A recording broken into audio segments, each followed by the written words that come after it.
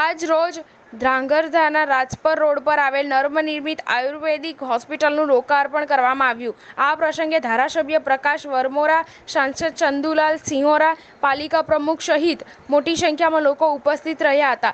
અત્રે ઉલ્લેખનીય છે કે આ પહેલા આ આયુર્વેદ હોસ્પિટલ ધ્રાંગધ્રાના પાલિકાના પથિક આશ્રમમાં ચાલતી હતી.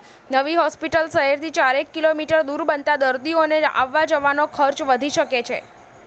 ધ્રાંગધ્રા તાલુકાને આજે જયારે લોકાર્પણ કરવાનું છે ત્યારે આયુર્વેદ આપણા જીવનમાં બહુ મહત્વનો ભાગ ભજવે છે. આપણે બધા શાસ્ત્રોમાં ઘણા બધા વાંચેલું પણ હશે.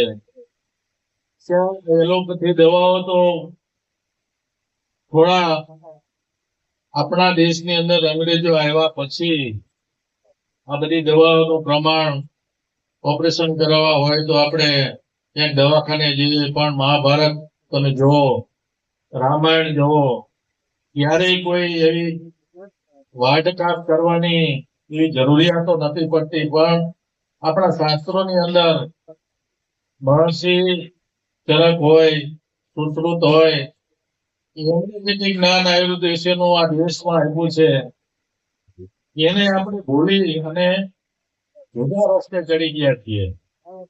આ દવાખાનાના માધ્યમથી આપણી જૂની વિદ્યાઓ, આયુર્વેદને લગતી જે વિદ્યાઓ આ દેશની અંદર આપણા ઋષિ મુનિએ આ દેશને જે આપ્યું છે એ વિદ્યાઓના માધ્યમથી આપણે આપણા આરોગ્યની ચિંતા કરીએ, આપણા આરોગ્ય સારું રહે એના માટે આયુર્વેદિક હોસ્પિટલની જેટલી સારવારો છે, એની જેટલી આયુર્વેદિકને લગતી દવાઓ છે એનો ઉપયોગ કરીએ તો આપણા શરીરની અંદર કોઈ આડઅસર ન ઊભી થાય.